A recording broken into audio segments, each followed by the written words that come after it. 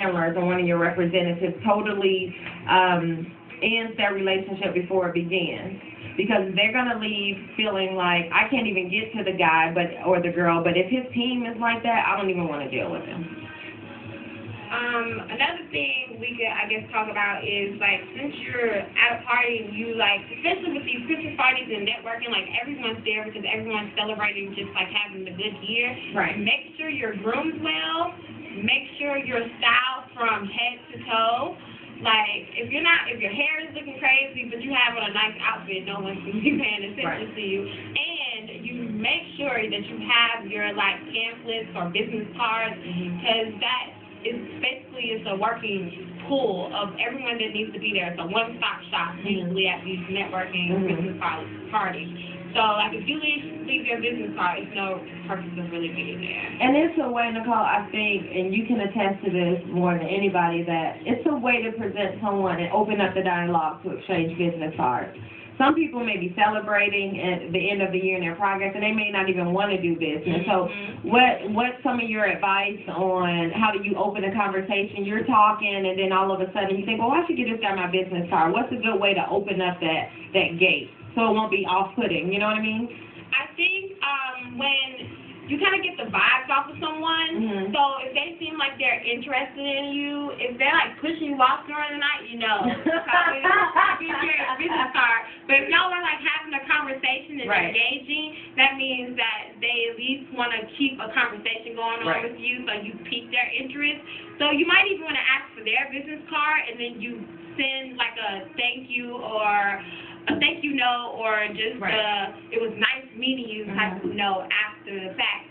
Also, and this just happened to me the other day, I gave someone my contact information maybe a year ago, and they like contacted me, and I could not remember anything about them. So it's kind of like you can't wait so long to establish your relationship. What do you think about Twitter? Remember you And following up on Twitter versus a thank you note.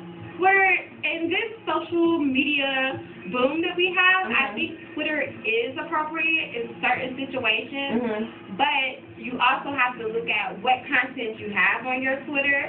So if you are going back and horsing around with your friends, then if you need to set up a separate business account, because usually people will go back and look. I know I go back and look to see what people check their timeline. Yes. I think it's okay to be like, yo, Your Highness Kills, it was so nice meeting you, had fun last night, but I would still, even with social media, I would still send a thank you note. Yeah. You know, just on top of that, but at least with the Twitter, you know, that's an immediate thing. The thank you card will get there, 2 to 5, you know, mailing work days or whatever.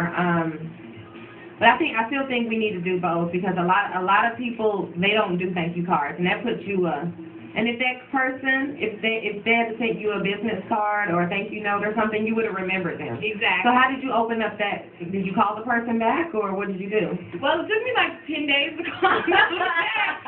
But it was just the fact that I couldn't remember them, and then they had to like keep hounding me and ask, you know, telling me stuff about it, what they were. Alert your like, oh yeah. Yeah, exactly. So follow up immediately.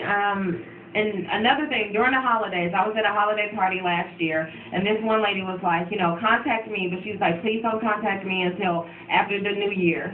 You know, like, wait a little while, because holidays are crazy, and then you got New Year's. Please do not contact them Christmas Eve talking about, can we talk? Because that's gonna turn them off.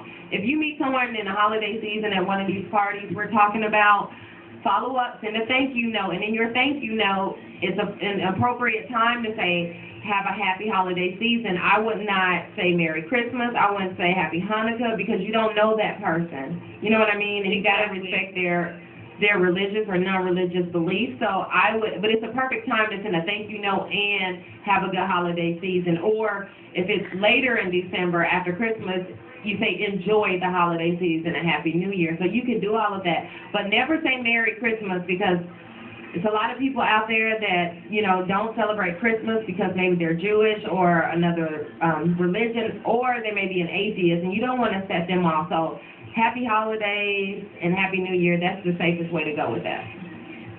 So we're going to take a break. I'm going to play one of my favorite